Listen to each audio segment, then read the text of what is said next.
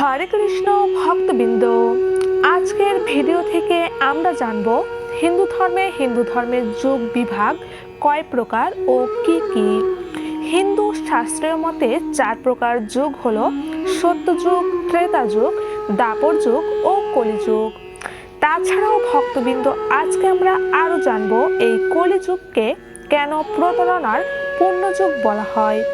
পরমেশ্বর ভগবান শ্রীকৃষ্ণ কি ব্যাখ্যা করে গেছেন এই কলিযুগ সম্পর্কে এবং এই কলির প্রভাব থেকে আমরা কিভাবে মুক্ত হব। তো কেমন আছেন সকল ভক্তবৃন্দ? যেহেতু আজকের ভিডিওটি অনেকটা বেশি গুরুত্বপূর্ণ হতে চলেছে, তাই ভক্তদের বলবো আপনারা অবশ্যই ধৈর্য সহকারে ভিডিওটি সম্পূর্ণ দেখবেন। আর যেহেতু ভিডিওটি একটু লং হবে, তাই বেশি কথা না বলে আমরা ভিডিওর মূল আলোচনায় এখন প্রবেশ করব। প্রথমে আসবো সত্যযুগ। বৈশাখ মাসের শুক্লপক্ষের তৃতীয়া তিথিতে রবিবারে সত্যযুগের উৎপত্তি। এর পরিমাণ 17,28,000 বছর। সত্যযুগে অবতার সংখ্যা 4। মৎস্য মানে মাছ, কূর্ম অর্থাৎ কচ্ছপ, বরাহ শুকুর, নৃসিংহ অর্থাৎ মানুষ ও সিংহের সমন্বিত রূপ। 6 জন শাসক: বলি, বেন, মান্ধাতা, পুররবা, ধুন্ধমার, কার্তাবীর্য, অর্জুন। সত্যযুগে পুণ্য ছিল, পাপ ছিল না, প্রাণ ছিল মর্যায়, মৃত্যু ছিল ইচ্ছাধীন। সত্যযুগে সোনার পাত্র ব্যবহার করা হতো। বেদ ছিল সামবেদ, তীর্থ ছিল পুষ্কর তীর্থ। সে সময় সকলের আয়ু ছিল 1 লাখ থেকে 10,000 বছর পর্যন্ত। ছিল 31 থেকে 21 ফুট শরীরের উচ্চতা। ভগবান প্রাপ্তির উপায় ছিল ধ্যান ও তপস্যা। তারক ব্রহ্ম নাম ছিল নারায়ণ পরবেদা, নারায়ণ পরক্ষরা, নারায়ণ পরমুক্তি, নারায়ণ পরগতি। অর্থাৎ নারায়ণ পরম বেদ, নারায়ণ পরম অক্ষর, নারায়ণ পরম মুক্তি, নারায়ণ পরম গতি। এইভাবে সমাপ্তি হলো সত্যযুগ। এরপর আসে ত্রেতা যুগ। ত্রেতা যুগ কার্তিক মাসের শুক্লপক্ষের নবমী তিথিতে সোমবারে ত্রেতা যুগের উৎপত্তি। এর পরিমাণ 12,96,000 বছর। এই যুগের পালনকর্তা বিষ্ণুর 3 অবতার, যথাক্রমে ব্রাহ্মণ, পরশুরাম এবং রাম। পুণ্য 3 ভাগ, পাপ 1 ভাগ। সূর্য বংশের শাসক ব্রহ্ম, মরিচি, কাশ্যপ, সার্বণিক, মনু, ধনু, সুসেন, হরিদাস, যৌবনাশ্বপ, মুচুকুন্দ, শতবাহু, বেন, পৃথু, ইক্ষাক্ষু, দ্বৈতকর, কৎসর্প, শ্রেষ্ঠধর, শতজীব, দণ্ড, হরিশ, বিজয়, হরিশ্চন্দ্র, রোহিতাশ্বপ, মৃত্যুঞ্জয়, মহাপদ্ম, ত্রিশঙ্কু, অরণ্য, বিকর্ণবাহু, সগর, অংশুমান, ভগীরথ, অসঞ্জয়, মণি, দিলীপ, রঘু, অজ, দশরথ, শ্রীরাম, লব ও কুশ। ত্রেতা যুগে প্রাণ ছিল অস্থিতে, বেদ ছিল ঋগ্বেদ। ত্রেতা যুগে রূপার পাত্র ব্যবহার করা হতো। তীর্থ ছিল নৈমিষ অরণ্য। সে সময় আয়ু ছিল 10,000 থেকে 1,000 বছর। ছিল 21 থেকে 10 ফুট শরীরের উচ্চতা। ভগবান প্রাপ্তির উপায় ছিল হোম ও যজ্ঞ। তারক ব্রহ্ম নাম ছিল রাম নারায়ণন্ত, মুকুন্দ মধুসূদন, কৃষ্ণ কেশব, কংসারে হরে বৈকুণ্ঠ বামন। অর্থাৎ রাম নারায়ণ, অনন্ত, মুকুন্দ, মধুসূদন, কৃষ্ণ কেশব, কংস, হরি হরি, বৈকুণ্ঠ ব্রাহ্মণ। সমাপ্তি ত্রেতা যুগ। এবার আসে দ্বাপর যুগ।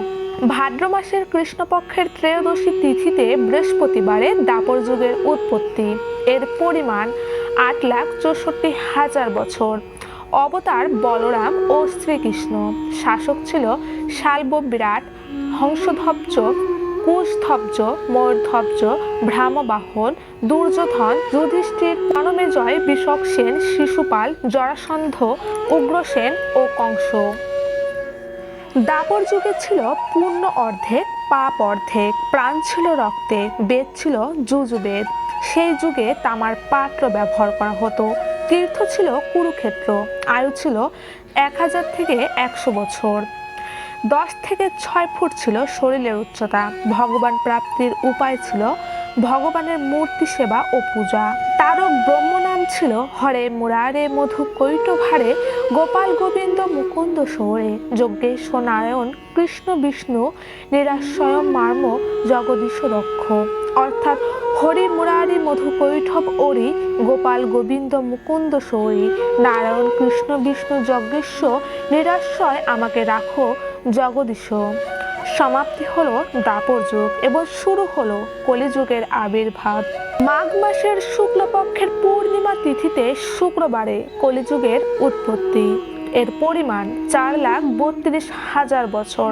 তবে বর্তমানে আমরা সকলেই এই কলিযুগের অধীনস্থ। কলিযুগে পুণ্য 1 ভাগ আর পাপ 3 ভাগ। অবতার কল্কি, প্রাণ অন্নে, তীর্থ গঙ্গা, এই যুগে প্রায় সব পাত্রই ব্যবহার করা হয়। কলিযুগে মানুষের পরমায়ু 100 বছর। নিজের হাতের 3.5 হাত নিজের শরীরের আয়তন। ধর্ম সংকুচিত, মানুষ তপস্যাহীন, সত্য থেকে দূরে অবস্থানরত, রাজনীতি কুটিল, শাসক ধনলোভী, ব্রাহ্মণ শাস্ত্রহীন, পুরুষ স্ত্রীর অনুগত, পাপে অনুরক্ত। এবং এই যুগে সৎ মানুষের কষ্ট বৃদ্ধি ও দুষ্টের প্রভাব বৃদ্ধি। ভগবান প্রাপ্তির উপায় হলো হরে কৃষ্ণ মহামন্ত্র জপ করা। তারক ব্রহ্ম নাম হলো হরে কৃষ্ণ কৃষ্ণ কৃষ্ণ হরে হরে, হরে রাম রাম রাম হরে হরে। কৃষ্ণ ভক্তবৃন্দ, এবার আমরা যেটি জানবো সেটি হলো কলিযুগের লক্ষণ ও কলির মানুষের বৈশিষ্ট্য।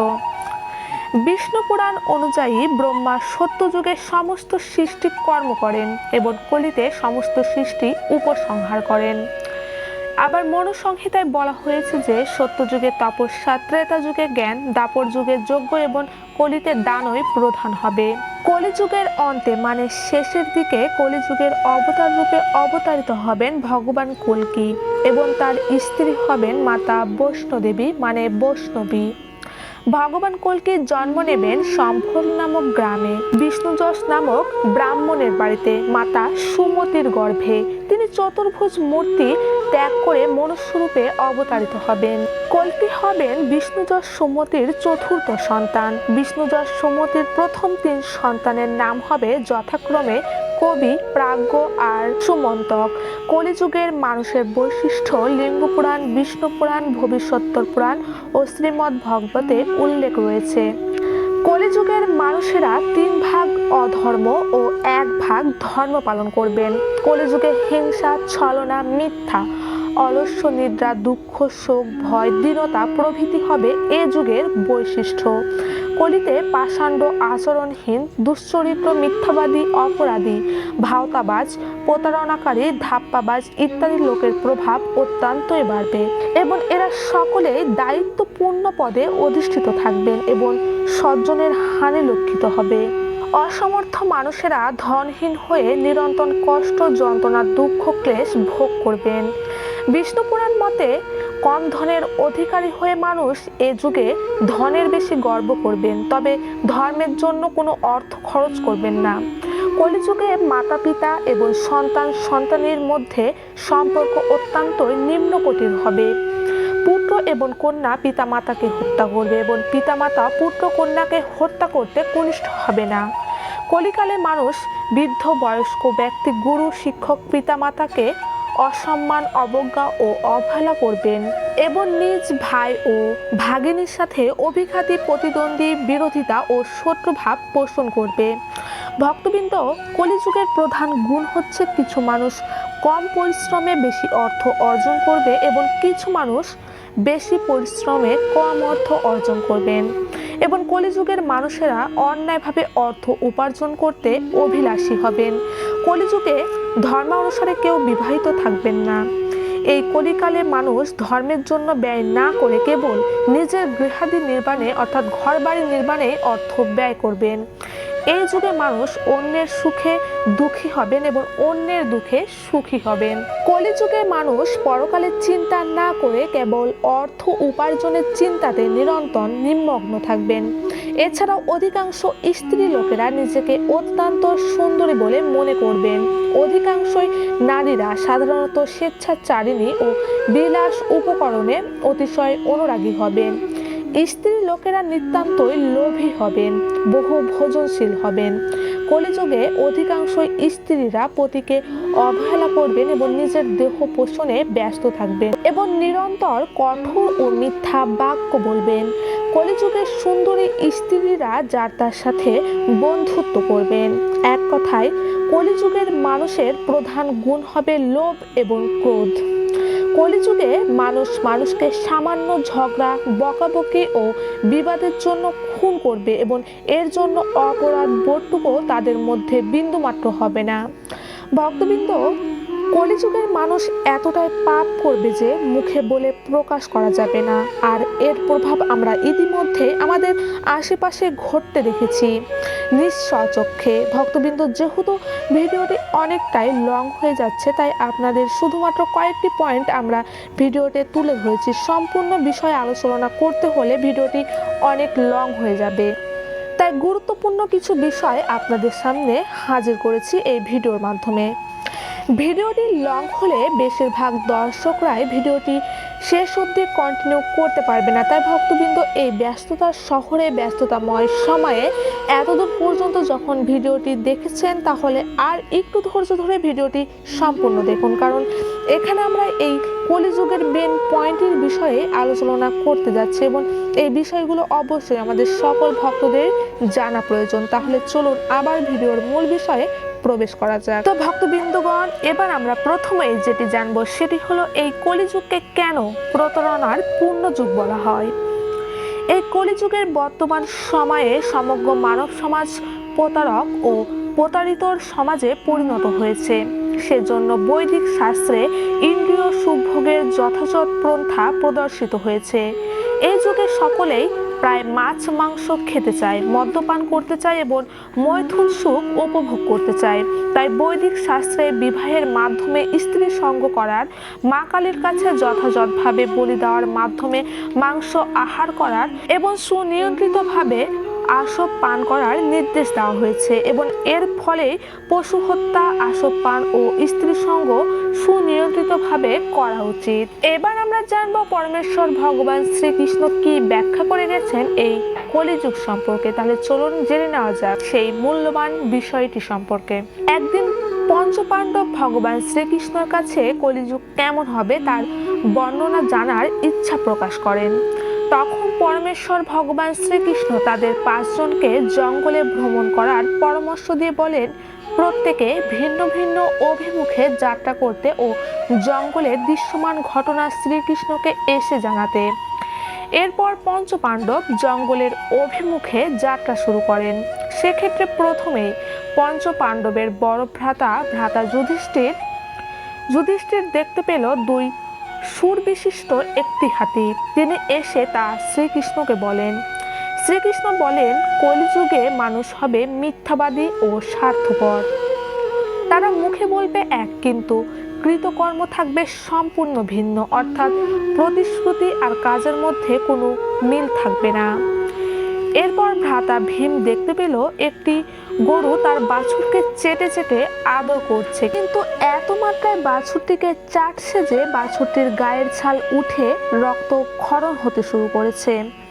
ভীম এসে কথা শ্রীকৃষ্ণকে জানালে পরমেশ্বর শ্রীকৃষ্ণ তা শুনে বলেন, কলিযুগে পিতামাতার অন্ধ স্নেহ ও অতিমাত্রায় ভালোবাসায় তাদের সন্তানের ক্ষতির কারণ ঘটবে। যেমন এতে সন্তানের বিচার বুদ্ধিহীনতা ও পরনির্ভরশীল করে তুলবে, যা আগামীতে স্বাভাবিক ও সুস্থ জীবনযাপনে তাদের বাধা হয়ে দাঁড়াবে। অর্জুন দেখতে পেল একটি শকুনের 2 বিশালাকার ডানায় বেদ লিখিত আছে, কিন্তু সে নরমাংস ভক্ষণ করছে। এই বিস্ময়কর দৃশ্য অর্জুনকে মর্মাহত করে ও তিনি পরমেশ্বর ভগবান শ্রীকৃষ্ণকে এই বিষয়ে জিজ্ঞাসা করলে পরমেশ্বর বলেন, কলিযুগে ভণ্ড সাধকের পরিমাণ বৃদ্ধি পাবে।